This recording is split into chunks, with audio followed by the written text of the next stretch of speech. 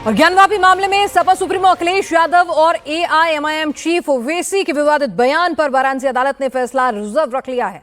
अपर जिला जज की अदालत ने सुनवाई के बाद फैसला अब 17 सितंबर तक के लिए सुरक्षित रखा है, यानी अब 17 सितंबर को फैसला आएगा। अखिलेश यादव और ओवैसी पर हिंदुओं की भावनाओं को आहत करने का आरोप लगा है।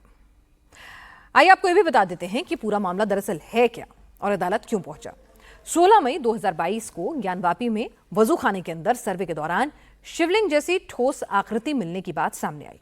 हिंदू पक्ष ने इसके शिवलिंग होने का दावा किया, जबकि मुस्लिम पक्ष इसे फव्वारा बता रहा था। वाराणसी में ज्ञानवापी में सर्वे के दौरान मिले वीडियो के बाद हिंदू पक्ष ये दावा कर रहा है कि उसका केस मजबूत हो गया। ज्ञानवापी के वजूखाने से महादेव का शिवलिंग मिला है।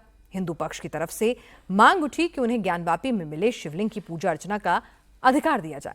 मुस्लिम पक्ष इस दलील पर अड़ा हुआ है कि यह शिवलिंग नहीं, फव्वारा है। हिंदू पक्ष के वकील ये चुनौती देते रहे कि यह फव्वारा है तो इसे चलाकर दिखाएं, लेकिन अब तक कोई जवाब नहीं आया। हिंदू पक्ष के वकील ने दोनों नेताओं के बयान को हिंदुओं की धार्मिक भावनाओं को ठेस पहुंचाने वाला बताया। इसको लेकर कोर्ट में जो प्रार्थना पत्र दाखिल किया गया है उसमें कहा गया है कि शिवलिंग को फव्वारा बताना हिंदुओं की आस्था का कुठाराघात है। शिवलिंग वाली जगह हाथ पैर धोने और थूकने से भावनाएं आहत हुई हैं।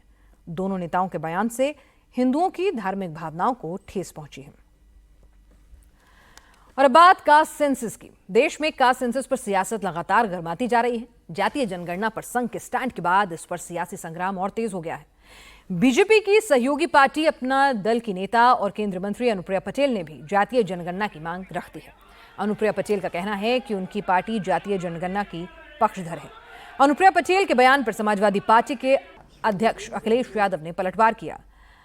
आइए क्या कुछ कहा अनुप्रिया पटेल ने, पहले वो सुन लीजिए।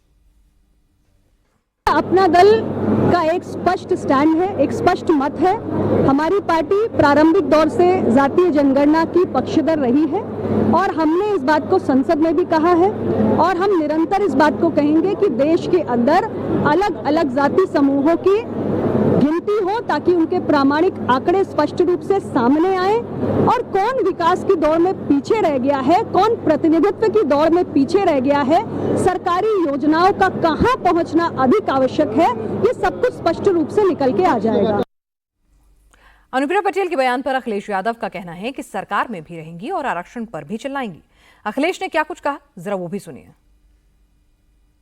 एंग्लो इंडियंस की लोकसभा में और विधानसभा में एक सीट हुआ करती थी, उनका रिप्रेजेंटेशन था। इन्होंने जनगणना करा ली फर्जी, इन्होंने फर्जी जनगणना कराई और फर्जी जनगणना करा करके एंग्लो इंडियंस की एक सीट ले ली, छीन ली। अभी सुनने में आ रहा है एक मंत्री जी चिल्ला रही हैं कि आरक्षण खत्म हो गया। अच्छा आप खुद सोचिए, सरकार में भी रहेंगे और आरक्षण की भी बात करेंगे, तो जिन्हें आरक्षण की चिंता है, जो पिछड़े दलित और अल्पसंख्यक आदिवासी भाई बहन हैं, चाहे वो दिल्ली में हो चाहे लखनऊ में है, तुरंत बीजेपी को छोड़ दें, तुरंत छोड़ दें। और ओपी राजभर ने भी जातीय जनगणना की बात की है। राजभर ने कहा है कि विरोधी इस बात को तूल देते हैं, जनता को गुमराह कर रहे हैं। राजभर ने कहा कि जातिगत जनगणना के पीछे विपक्ष राजनीति कर रहा है। मोदी जरूर कास्ट सेंसस कराएंगे। सही कहा है आरएसएस ने। हम तो 22 साल से कह रहे हैं कि जो जातियां गिनती में नहीं है उनकी गिनती हो जाए, उनके सामाजिक स्तर, शिक्षा का, स्वास्थ्य के विषय में जो भी केंद्र और प्रदेश सरकार की योजनाएं हैं उन तक पहुंचे। ये मकसद है जातिवार जनगणना कराने का हम लोगों का। ये विपक्ष के लोग इस बात को तूल देते हैं, जनता के बीच में जाके कहते हैं, सही बात तो नहीं बताते हैं। सत्ता थी सपा की, सत्ता कांग्रेस की थी और बसपा की।